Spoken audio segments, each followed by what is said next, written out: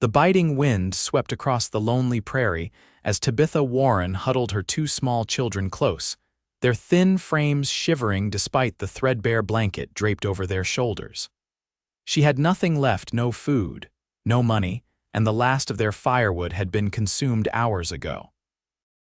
The sun was setting over the vast Oklahoma territory, casting long shadows across the dilapidated cabin they'd called home since her husband's passing 3 months prior.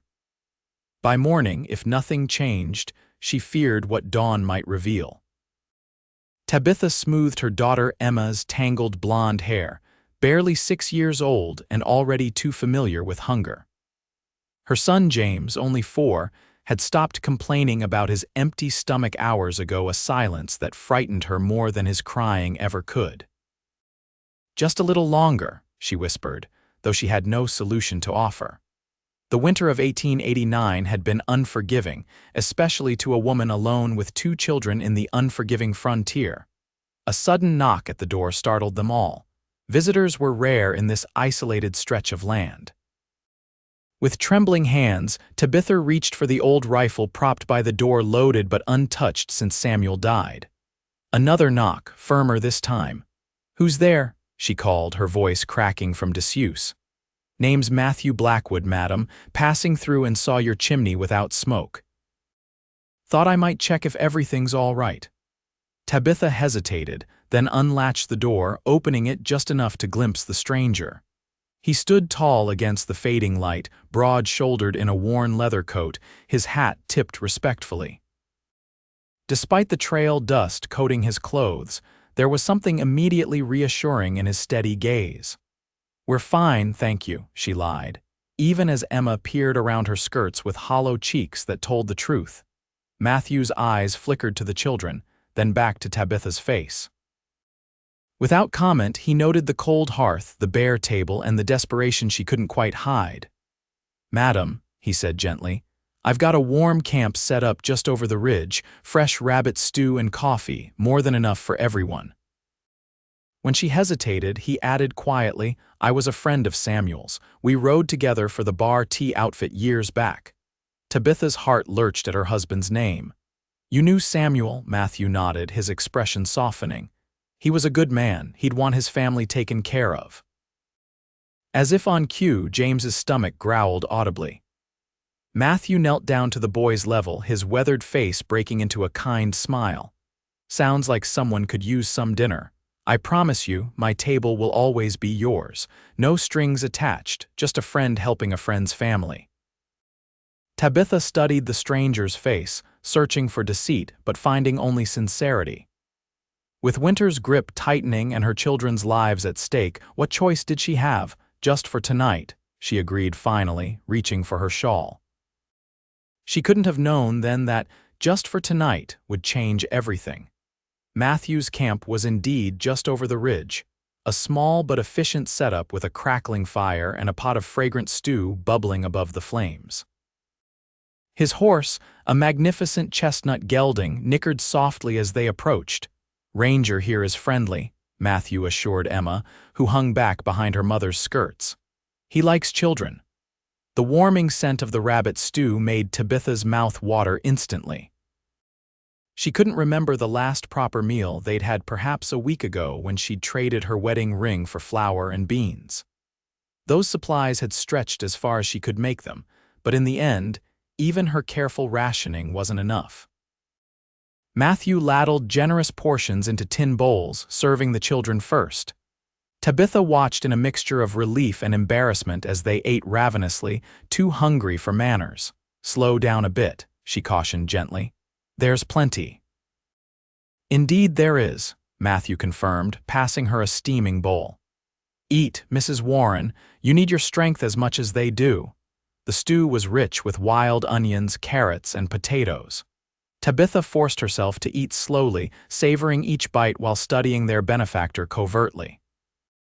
He was older than her late husband had been, perhaps in his mid-30s, with streaks of silver at his temples and crow's feet around kind brown eyes. His hands were calloused from years of rope and reins, but they moved with surprising gentleness as he refilled the children's cups with warm milk. "How did you know Samuel?" she asked finally, when the edge of hunger had dulled. Matthew set his bowl aside, his expression thoughtful. "We were drovers together on the Kishome Trail back in '79, spent many nights around campfires talking about the future. Samuel always said he wanted land of his own, a family." He glanced at the children. "Looks like he got his wish." "Yes," Tabitha said softly, "until consumption took him last fall." Matthew's face shadowed with genuine sorrow. "I'm sorry to hear that. I lost track of him after I started my own spread up north. Just passing through these parts on my way back from business in Fort Smith when I spotted your cabin." "You have your own ranch," Emma piped up, curiosity momentarily overcoming her shyness. Matthew nodded, smiling at the little girl. "The Blackwood Ranch, nothing grand yet but growing every season. Good water, decent grazing land about 50 miles north of here." "Do you have lots of cows?" James asked, his voice small but eager. "A fair number," Matthew chuckled, "and horses too. Even a couple of goats that my foreman insisted on keeping after we found them abandoned." The conversation flowed more easily as the meal continued. By the time they'd finished eating, Emma had climbed onto the log beside Matthew, shyly showing him the small wooden horse Samuel had carved for her before he died. Even James, normally wary of strangers since his father's passing, had crept closer to listen to Matthew's tales of cattle drives and frontier adventures.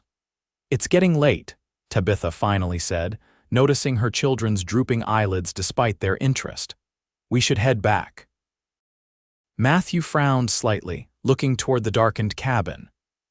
"Mrs. Warren, I don't mean to overstep, but that cabin's colder than a well-digger's feet in January. If you'll allow it, I'd be honored if you and the children stayed by my fire tonight.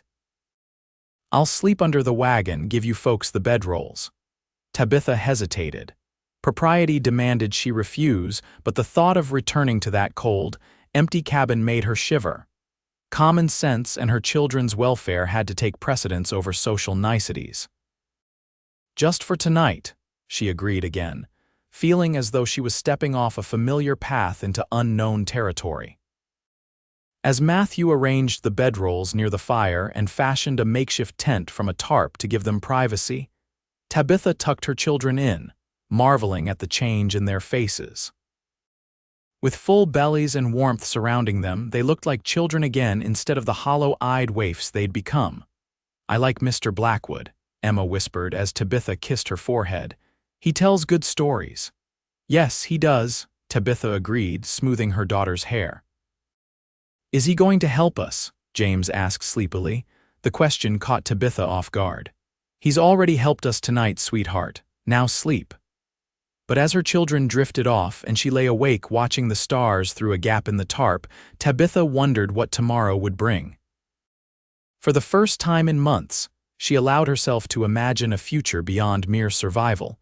Morning brought weak winter sunshine and the aroma of coffee and frying bacon. Tabitha emerged from their makeshift shelter to find Matthew already up, tending the fire and preparing breakfast. He tipped his hat to her with a smile that made her suddenly conscious of her disheveled appearance. "Good morning, Mrs. Warren. Hope you slept well." "Better than I have in months," she admitted, reaching to smooth her unruly auburn hair. "Please call me Tabitha." "Tabitha," he repeated, the name sounding different in his deep voice. "Coffee's ready if you'd like some." She accepted the tin cup gratefully, warming her hands around it before taking a sip. The rich, strong brew was another luxury she'd gone without. "I'm afraid I've been thinking about your situation," Matthew said after a moment, his tone careful, "and I'd like to make a proposition."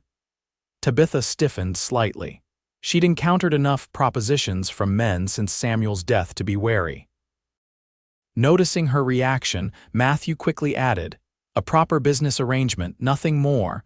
I need a housekeeper at my ranch and you need a safe place for your children. The position comes with room and board for all of you, plus wages." Tabitha stared at him, taken aback by the unexpected offer.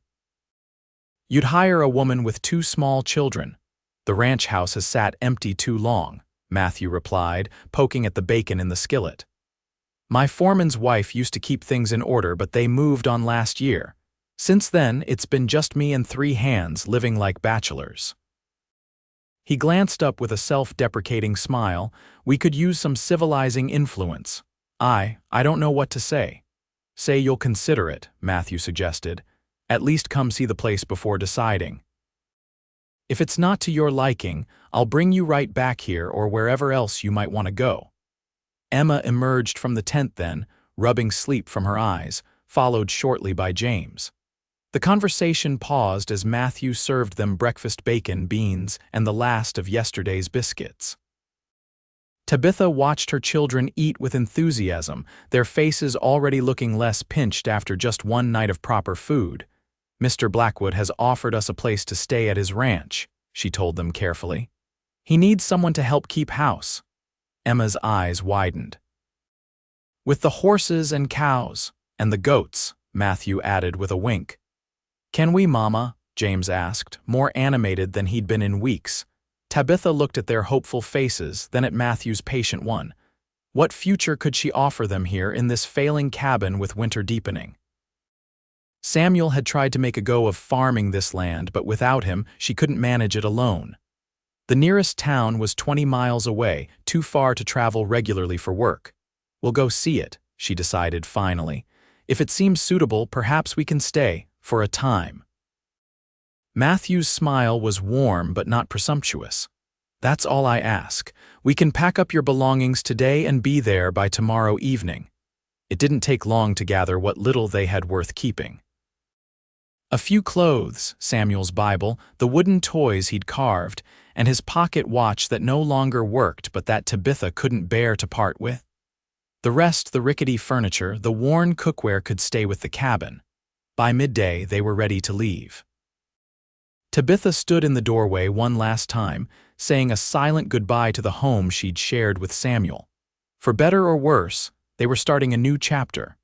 Matthew had a small wagon that he'd left a short distance from the cabin. The children rode in the back among their meager possessions and Matthew's supplies, while Tabitha sat on the bench seat beside him. Ranger, the chestnut gelding, was hitched to the wagon, and Matthew's saddle was stowed in the back. "It's not too late to change your mind," he said quietly as they pulled away from the cabin. Tabitha watched the small structure recede into the distance, feeling a complicated mixture of grief and relief. "No," she said finally, "we can't stay there any longer." The journey to the Blackwood ranch took a day and a half, following roads that grew increasingly less defined as they headed northward. They camped one night beside a creek, sheltered from the wind by a stand of cottonwoods. Despite her initial reservations about traveling alone with a man she barely knew, Tabitha found herself relaxing in Matthew's company. He was unfailingly respectful, keeping a proper distance while still being attentive to their needs. The children took to him immediately. James watched his every move with undisguised admiration, while Emma peppered him with endless questions about ranch life that he answered with remarkable patience. By the time they crested a small rise on the second day, and Matthew pointed ahead saying, "There it is," Tabitha felt an unexpected flutter of anticipation. The Blackwood ranch spread out before them in the valley below. It wasn't as grand as some of the cattle operations Tabitha had heard of, but it was substantial, a solid 2-story house painted white with green shutters, a large barn, corral, bunkhouse, and various outbuildings. Smoke curled from the main house chimney, and in the distance, cattle dotted the winter-brown pastures. "It's beautiful," she said honestly. Matthew looked pleased. "Been building it up for 8 years now. Started with just 20 acres and a dozen head of cattle. Now we're up to 2,000 acres and nearly 500 head." "All alone?" Tabitha asked, surprised by such an accomplishment. "Not entirely. Had a partner for a while, my brother Thomas." Something flickered across Matthew's face. "He passed on 4 years back, influenza." "I'm sorry," Tabitha said softly, recognizing the familiar shadow of grief. Matthew nodded acknowledgement. "Been carrying on the best I can since then." Got good men working for me. Miguel Vasquez is my foreman, then there's Caleb Jenkins and Daniel Wilson. They're loyal hands, been with me for years. As they approached the ranch, a lean, weathered man with an impressive mustache emerged from the barn, raising his hand in greeting. That's Miguel, Matthew explained. Best horseman and cattleman in 3 territories, though don't tell him I said so, or his hat won't fit anymore. The wagon rolled into the yard, and Tabitha felt suddenly self-conscious about her appearance after days of travel. Emma and James had fallen silent too, pressing close to her as Matthew set the brake and jumped down. "Senor Matt," Miguel called, striding toward them, "we were beginning to wonder if you'd decided to stay in Fort Smith." His gaze fell on Tabitha and the children, curiosity evident. "Miguel, meet Mrs. Tabitha Warren and her children, Emma and James," Matthew said. "They'll be staying with us. Mrs. Warren has agreed to consider taking on the housekeeper position." Miguel removed his hat respectfully. "Senora, welcome to Blackwood Ranch." "The house, it has been waiting for a woman's touch." "Thank you," Tabitha replied, accepting Matthew's hand to help her down from the wagon. "I hope I can be of service." "Mama will be pleased," Miguel said to Matthew. "She has been saying your kitchen is, how did she put it? An offense to God and good cooking." Matthew laughed. "Miguel's mother comes from their place downriver once a week to make sure we haven't starved. She'll be delighted to have you take over." They were interrupted by the appearance of 2 more men, one tall and lanky with sandy hair, the other shorter and stockier with a reddish beard. Both looked at Tabitha and the children with undisguised surprise. "Caleb, Daniel," Matthew nodded to them. "Meet Mrs. Warren and her children. Mrs.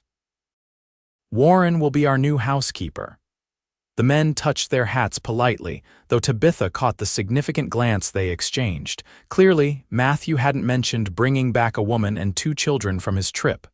"Miguel, would you help unload the supplies while I show Mrs. Warren and the children to their quarters?" Matthew asked, seemingly oblivious to his men's reactions. "Of course, patron." Matthew led them toward the house, a well-built structure that was far grander up close than it had appeared from a distance. The porch wrapped around 2 sides, with sturdy columns and a swing at one end. Inside, the front hall opened to a large living area with a stone fireplace, comfortable if somewhat masculine furnishings, and a broad staircase leading to the 2nd floor. "The house has 6 bedrooms," Matthew explained, leading them upstairs. "Mine is at the end of the hall. I thought you and the children might like these 3 here." He opened doors to reveal spacious rooms, simply but solidly furnished. "They share a connecting door between them, so the children can be close to you." Tabitha stepped into what would be her room, overwhelmed by its size and comfort after their tiny cabin. A large bed with a handsome quilt dominated one wall, while a wardrobe, dressing table, and washstand completed the furnishings. The windows overlooked the front of the property, offering a view all the way to the distant hills. "It's more than generous," she managed, her voice catching slightly. Matthew shifted, looking almost embarrassed. Thomas's wife picked most of the furnishings before they moved on, said no proper house should be without a lady's touch. He cleared his throat.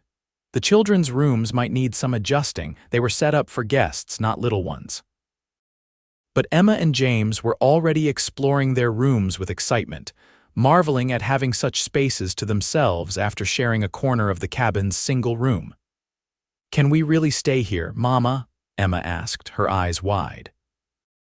Tabitha looked at Matthew, who was watching them with a carefully neutral expression. "If Mr. Blackwood is certain we won't be too much trouble." "No trouble at all," he assured her. "In fact, having someone manage the house properly will be a blessing." "The kitchen's downstairs, along with the dining room, my study, and a small sitting room. I'll show you around after you've had a chance to settle in." He left them to wash up and unpack their few belongings, mentioning that supper would be ready in a couple of hours. Once alone, Tabitha sat on the edge of the bed, running her hand over the soft quilt and trying to make sense of how quickly their circumstances had changed. Just 2 days ago, she'd been wondering how to keep her children from freezing or starving. Now they were in a comfortable home with full bellies and warm beds. It seemed too good to be true, which naturally made her wary. What did Matthew Blackwood really want from them? Men didn't usually take in struggling widows without expecting something in return. Yet everything about him suggested honorable intentions. He'd been nothing but respectful, keeping a proper distance and making no advances. Perhaps he truly did just need a housekeeper, and his kindness stemmed from his friendship with Samuel. Regardless of his motives, Tabitha knew this opportunity was better than anything else available to them. For her children's sake, she would make the most of it while remaining vigilant. After washing away the dust of travel and changing into her cleanest dress, still shabby, but the best she had, Tabitha helped the children clean up before heading downstairs to explore their new home. The kitchen was spacious but showed signs of bachelor living, mismatched dishware stacked haphazardly, pots hanging at random intervals, and a general air of functional disarray. Still, it was well equipped with a large wood stove, a pump at the sink, and ample storage. A pantry off to the side revealed surprisingly well-stocked shelves. "Miguel's mother makes sure we don't run out of essentials," Matthew explained, appearing in the doorway. "Though her definition of essential includes 3 kinds of dried chilies I've never figured out how to use." Tabitha smiled despite herself. "Perhaps she'll teach me. She'd like that. Senora Vasquez has been trying to educate us for years, but we're hopeless cases." He gestured toward the dining room. "We usually eat in here, though I'll warn you the men have developed some rather rough habits without a lady present." The dining room contained a large oak table that could easily seat 10, surrounded by matching chairs. A sideboard against one wall held what looked like good china, probably unused for years. "It's a lovely home," Tabitha said sincerely. "Thank you. It was always meant to be a family home." Something in his tone made her glance up, but his expression was unreadable. "I'll show you the rest." The tour continued through the study, a masculine room with bookshelves, a desk, and leather chairs, and the sitting room, which had a smaller fireplace and more comfortable furniture. Throughout, Tabitha noted signs of quality underneath a layer of bachelor neglect. This was a home built with care and attention, designed for more than just functionality. By the time they returned to the kitchen, Miguel was bringing in fresh killed chickens for supper. "Senora Vasquez will come tomorrow to meet you," he told Tabitha. "But for tonight I will prepare the meal as usual." "I'd be happy to help," she offered, feeling awkward standing idle. Miguel's eyes crinkled with a smile. "Gracias, but tonight you are still a guest. Tomorrow the kitchen becomes your domain." Supper that evening was a revelation for Tabitha and her children. Miguel proved to be an excellent cook, serving fried chicken, beans with chilies, and fresh biscuits. The ranch hands joined them at the table, their manners indeed somewhat rough, but their welcome genuine enough. Matthew sat at the head of the table, occasionally directing the conversation when it lagged or steering it away from topics too coarse for mixed company. The children, initially overwhelmed by so many adults and the formal setting, gradually relaxed. James even giggled at Caleb's exaggerated story about a stubborn mule, a sound Tabitha hadn't heard in months. After the meal, while Miguel and the hands cleaned up, insisting that Tabitha and the children rest after their journey, Matthew took them to see the barn. Emma was enchanted by the horses, while James stared wide-eyed at everything, particularly the kittens that darted between hay bales. "We keep them for the mice," Matthew explained, watching James cautiously extend a hand toward a striped tabby kitten.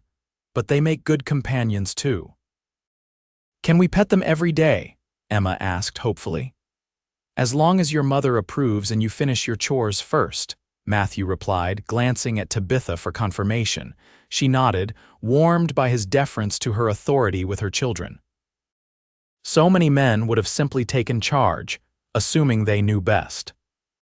Later, after the children were tucked into their new beds, Emma, whispering excitedly about the horses, and James, clutching one of the kittens that Matthew had allowed him to bring inside, Tabitha found herself alone with their host on the front porch. The night was clear but cold, stars glittering overhead in a velvety sky. "Thank you," she said simply, "for everything."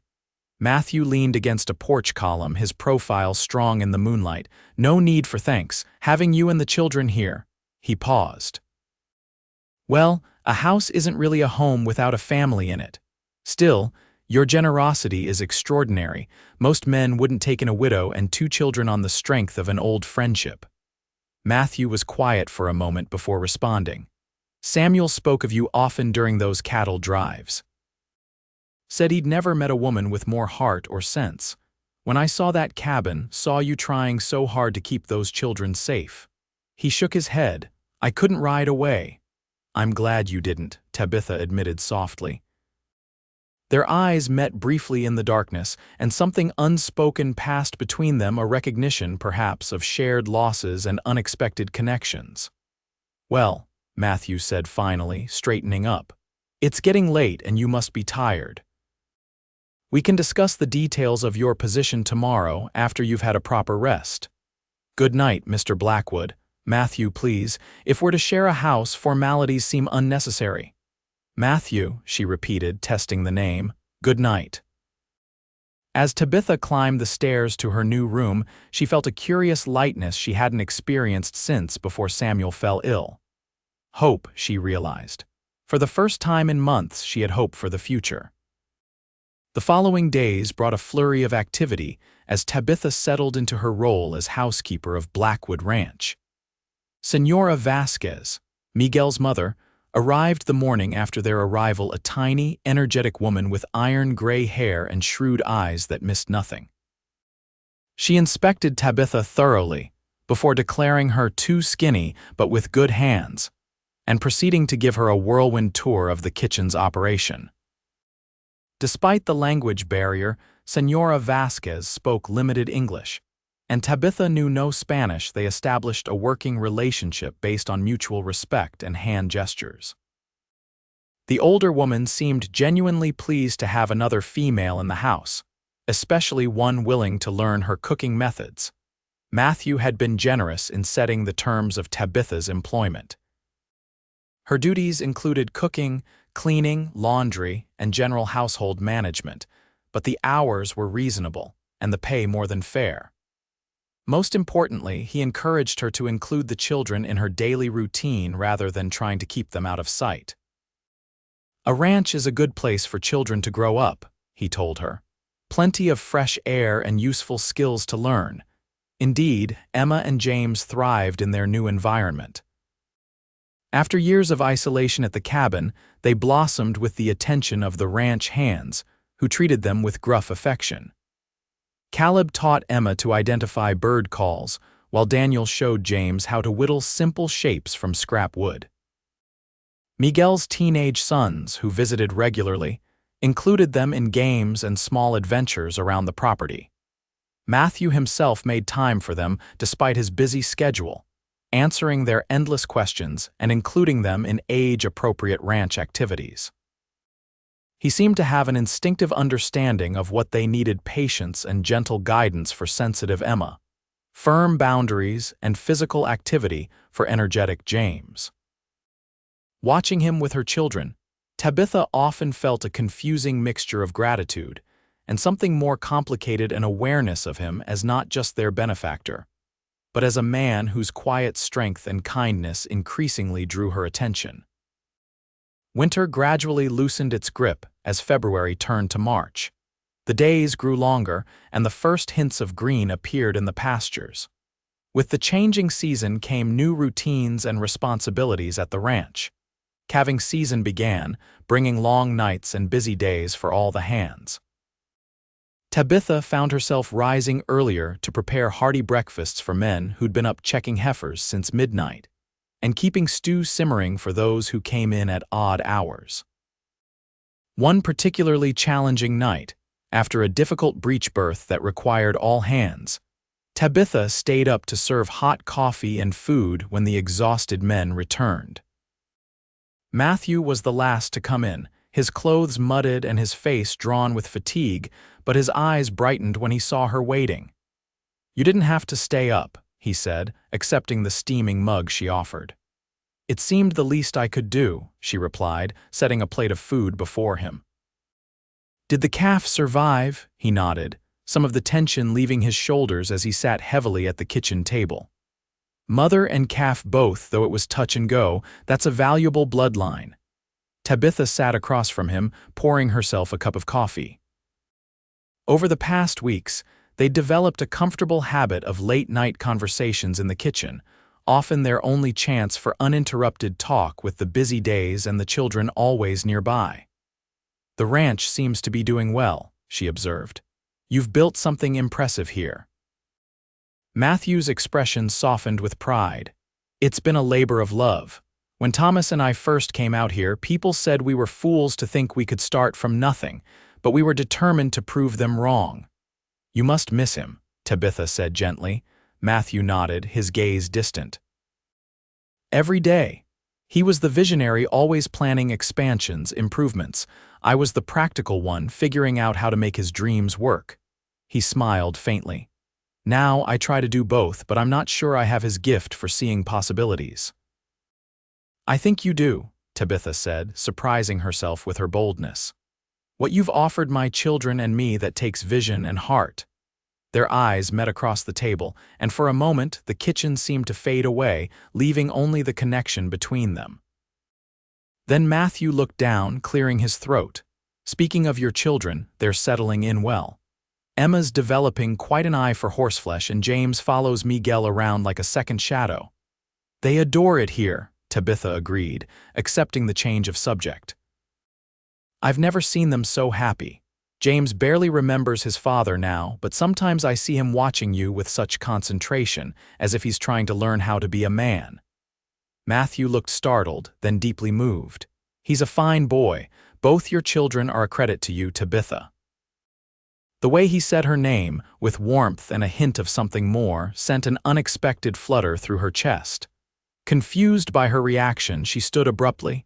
"You should get some rest. Tomorrow will be another busy day." He rose as well, suddenly seeming very tall in the intimate space of the kitchen. "You're right, as usual." He hesitated, then added, "Thank you for waiting up. It means more than I can say to come home to a warm kitchen and friendly company." After he left, Tabitha remained in the kitchen for a long time, her thoughts in turmoil. She'd come to Blackwood Ranch out of desperation, focused solely on survival for her children. She hadn't expected to find herself developing feelings for her employer, feelings that both thrilled and frightened her. Samuel had been gone barely half a year. Was it disloyal to feel this stirring of interest in another man? And even if it wasn't, what could come of it? Matthew had been nothing but proper in his behavior toward her. Perhaps his kindness was exactly what it appeared, the generosity of a good man honoring an old friendship, nothing more. As spring advanced, the ranch grew busier with cattle work, planting, and repairs neglected during the winter months. Tabitha found her duties expanding naturally beyond housekeeping. She started a kitchen garden with Senora Vasquez's guidance, began keeping the ranch accounts when she discovered Matthew's haphazard bookkeeping, and even learned to assist with minor veterinary tasks when extra hands were needed. The children thrived with their increasing freedom and responsibilities. Emma, now attending the small school 5 miles away along with Miguel's younger children, developed a passionate interest in horses and spent every free moment in the stables. James, still too young for school, became Matthew's eager shadow whenever permitted, solemnly carrying tools and helping with simple tasks. One warm April afternoon, Tabitha was hanging laundry in the side yard when she heard laughter from the corral. Peering around the sheets billowing on the line, she saw Matthew leading a small pony with James perched on its back, his little face alight with excitement and nervous pride. Emma stood by the fence, calling encouragement to her brother. "Sit up straight, just like Mr. Matthew showed you," she instructed with the authority of her recent riding lessons. "I am," James protested, gripping the saddle horn with white knuckles as Matthew led the gentle pony in a circle. "You're doing fine, partner," Matthew assured him. "Just relax your legs a bit, that's it." Tabitha watched, her heart full at the tableau they presented, the tall cowboy patiently guiding her son, her daughter offering expert advice, and James trying so hard to be brave. They looked, she realized with a pang, like a family. That evening after supper, when the children were occupied with a game of checkers Matthew had taught them, he asked Tabitha to join him on the porch. The spring twilight was mild, scented with blooming wildflowers and the earthy smell of recent rain. "I hope you don't mind about the pony rides," he said as they settled into the porch chairs. "James has been asking, and the old pony is gentle as a lamb. Of course I don't mind, you've been so good with them both." Tabitha smoothed her skirt nervously. "Sometimes I worry they're taking advantage of your kindness. They follow you everywhere, asking endless questions." Matthew smiled, his face relaxed in the fading light. "I enjoy their company. This house was too quiet before you came." A comfortable silence fell between them, broken only by the distant lowing of cattle and the children's voices drifting through the open window. "Tabitha," Matthew said finally, his tone more serious, "there's something I've been wanting to discuss with you." Her heart quickened inexplicably. "Yes," he shifted in his chair, uncharacteristically hesitant. "You and the children have been here 3 months now. I hope you've been comfortable." "More than comfortable," she assured him. "You've been incredibly generous. I was thinking." He paused, then seemed to change direction. "The thing is, I've received an offer from a neighboring rancher to buy part of my northern grazing land. It would mean a significant expansion of our operations if I accept." "That sounds like a good opportunity," Tabitha said, trying to hide her disappointment at the mundane topic. "It would mean more work, more hands to feed, more responsibilities." He looked at her directly now. "I wouldn't want to proceed if you felt it would be too much for you to manage." Surprised, she said, "You're consulting me about a business decision, of course." "You're an essential part of this ranch now. Your opinion matters." The simple statement, delivered with such sincerity, touched her deeply. How long had it been since anyone had valued her thoughts on something important? "I think we could manage," she said carefully. "With perhaps some additional help for the larger tasks." Matthew nodded thoughtfully. "That's what I thought too. Perhaps a young girl from town to assist with laundry and such." He hesitated again. "There's something else I've been considering, something more personal." Before he could continue, the front door burst open and James ran out, his face tearful. "Mama, Emma's cheating at checkers." "I am not." Emma followed close behind, indignant. "He just doesn't understand the rules." The adult conversation effectively ended as Tabitha mediated the dispute. By the time peace was restored and the children were ready for bed, the moment for serious discussion had passed. Matthew excused himself to check on a pregnant heifer, and Tabitha was left wondering what he had been about to say. The question lingered in her mind over the next few days as she went about her duties. Matthew seemed preoccupied, often lost in thought when he thought no one was watching. Several times she caught him looking at her with an expression she couldn't quite interpret, something between uncertainty and resolve. The mystery was interrupted by unexpected news. A letter arrived for Tabitha, forwarded from their old cabin by a passing trader. It was from her sister in St. Louis, whom she hadn't seen in years. "Marion's husband has died," she told Matthew that evening after reading the letter. "She's asking if the children and I might come stay with her. She has a millinery shop that's doing well, says she could use my help and would provide for us all." Matthew's face went very still. "I see, and are you considering it?" Tabitha hesitated. The timing of the letter seemed almost prophetic, offering a respectable alternative just as she was becoming uncomfortably aware of her feelings for Matthew. St. Louis would mean proper schools for the children, a chance to raise them among family, in civilization rather than the still, wild frontier. Yet the thought of leaving Blackwood Ranch, of leaving Matthew. "I haven't decided," she said truthfully. "It's a generous offer and Marion is my only family. The children would have advantages there they couldn't have here. Matthew nodded, his expression carefully neutral. Of course, you must do what's best for your family. He stood abruptly. Excuse me, I just remembered something I need to discuss with Miguel. He strode out, leaving Tabitha confused by his reaction. Did he want them to stay? Or was he perhaps relieved at the prospect of being free of the responsibility they represented? That night, sleep eluded her as she weighed her options. St. Louis offered security and respectability. The ranch offered. What? A position that could end at any time, growing feelings for a man who might not return them, a life on the frontier with all its hardships and uncertainties. Yet when she imagined leaving, an ache formed in her chest that had nothing to do with practicality. Somehow, in just a few months, this place had become home. Matthew had become important to her in ways she was only beginning to understand. The next morning, she found him in the stables, saddling his horse for the day's work. The children were still asleep, giving her a rare opportunity to speak with him alone. "Matthew," she began, her heart pounding. "About my sister's letter, you don't need to explain," he interrupted, not looking up from the cinch he was tightening. "It's a family matter. Of course you'll want to go. Actually, I wanted to ask your opinion." This made him pause and finally meet her eyes. "My opinion?" "Yes.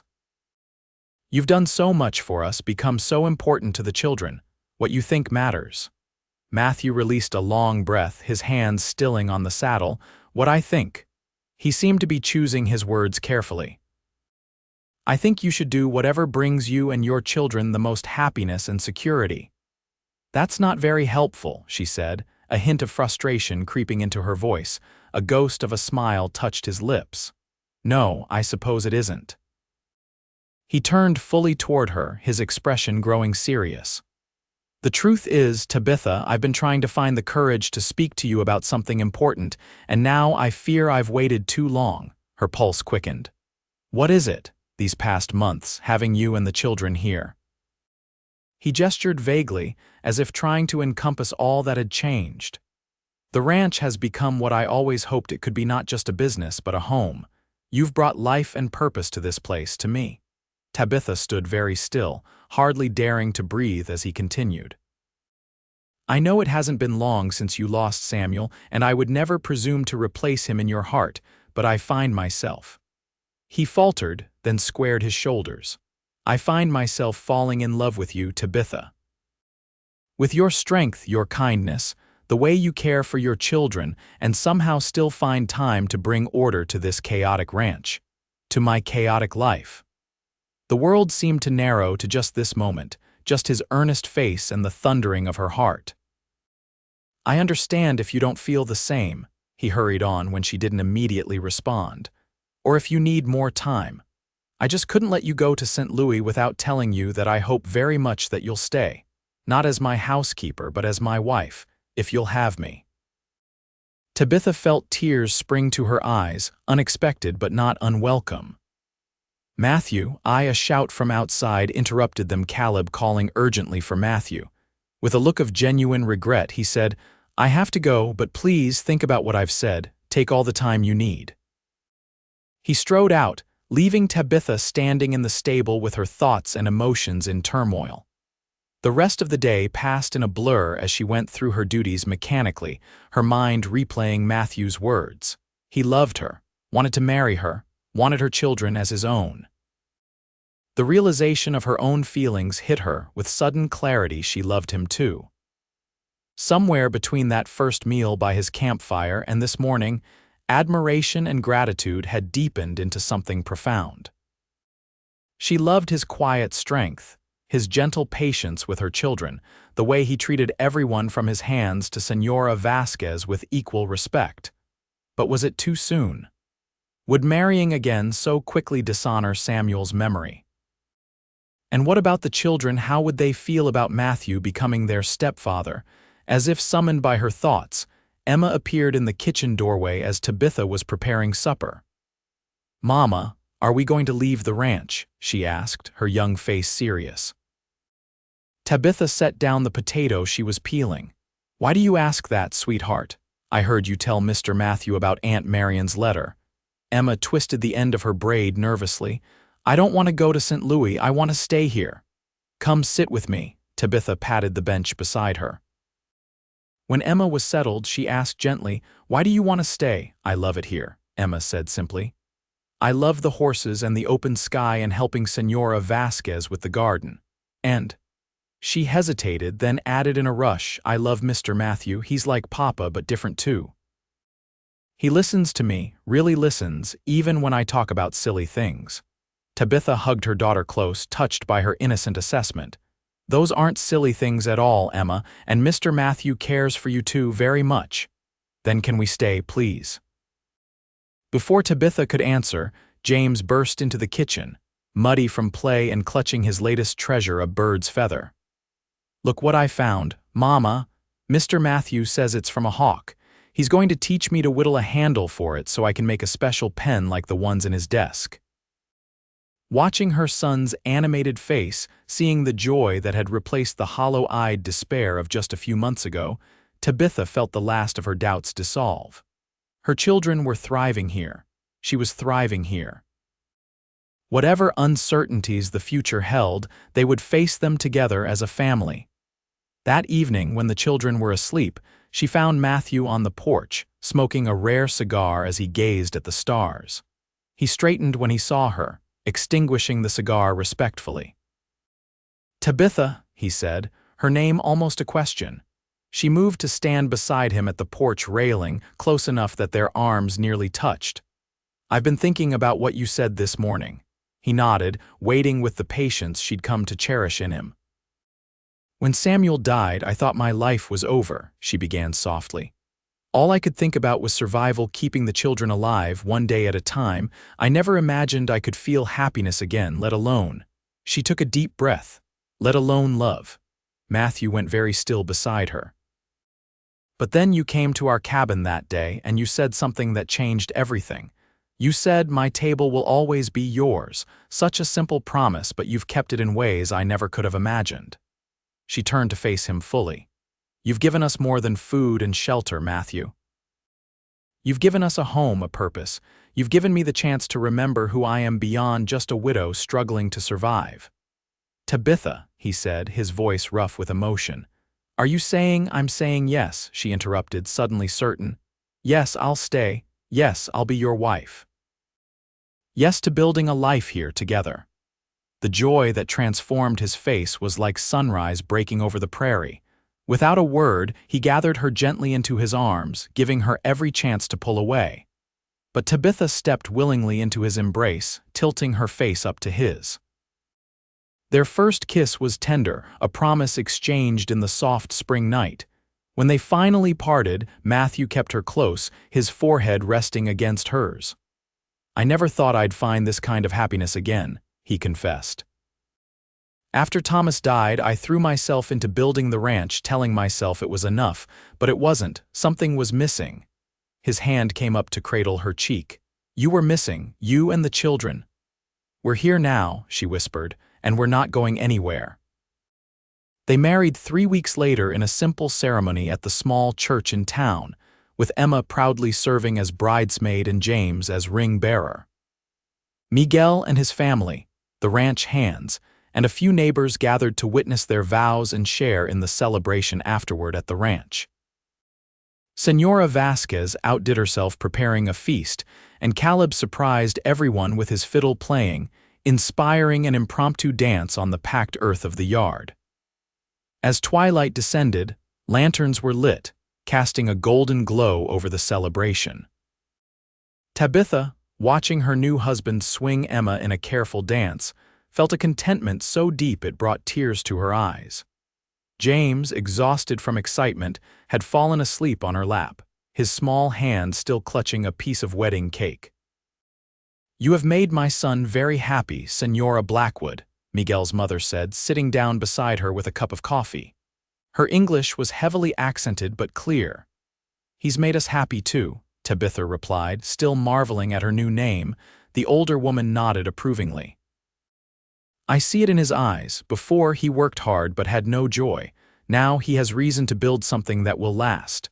She patted Tabitha's hand. Children need a father, a man needs a family, God has blessed you both.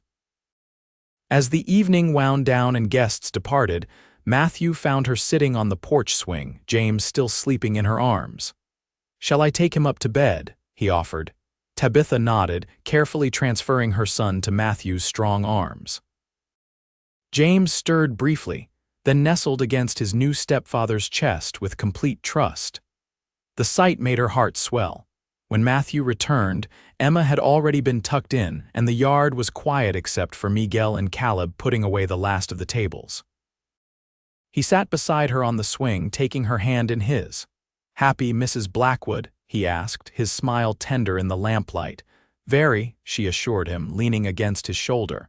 "Though it still seems like a dream sometimes.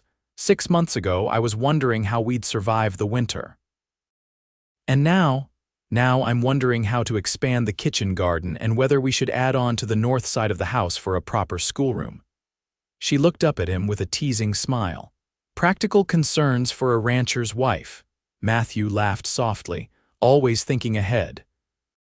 "That's one of the many things I love about you," he sobered slightly. "I want you to know that I'll never try to make you forget Samuel. He'll always be Emma and James's father and an important part of your life." Touched by his understanding, Tabitha squeezed his hand. "Thank you for that. Samuel would be happy knowing his children are loved and cared for, that I'm happy." She raised her free hand to touch his cheek. "And I am, Matthew, happier than I ever thought possible again." He turned his head to kiss her palm, then drew her closer for a proper kiss, sweet with promise. The following years brought changes and growth to Blackwood Ranch. With the purchase of the northern grazing land, their operation expanded significantly. Matthew's careful management and Tabitha's keen eye for accounts ensured steady prosperity despite the inevitable challenges of ranching life: drought seasons, market fluctuations, the occasional rustler. Emma grew into a confident young woman with a remarkable talent for horse training, eventually taking over that aspect of the ranch operations. James, always Matthew's shadow, developed into a thoughtful young man with his stepfather's sense of responsibility and his natural father's quick smile. 2 years after their marriage, Tabitha gave birth to a daughter they named Rose, who inherited her mother's auburn hair and her father's steady temperament. 2 years after that, twin boys Thomas and Samuel completed their family, bringing joyful chaos to the ranch house. On the 5th anniversary of the day Matthew had found them in that cold cabin, he surprised Tabitha with a special gift: a handcrafted dining table large enough for their growing family, made from timber harvested on their own land. "You remember what I said to you that first night?" he asked as she ran her hands over the smooth surface. "That your table would always be ours," Tabitha replied softly, the memory still clear after all this time. Matthew gathered her in his arms, both of them watching through the window as their children played in the yard, Emma showing little Rose how to braid a horse's mane, James and the twins constructing an elaborate fort from scrap lumber under Miguel's watchful eye. "It was the truest thing I've ever said," Matthew murmured against her hair, "though I had no idea then how much that simple promise would change my life." Tabitha turned in his embrace to face him, her heart full of gratitude for the man who had saved them in more ways than one. "Our table," she corrected gently. "Our home, our family." "Always," he agreed, sealing the promise with a kiss as warm and certain as the love that had grown between them, unexpected but undeniable on the wild frontier they called home.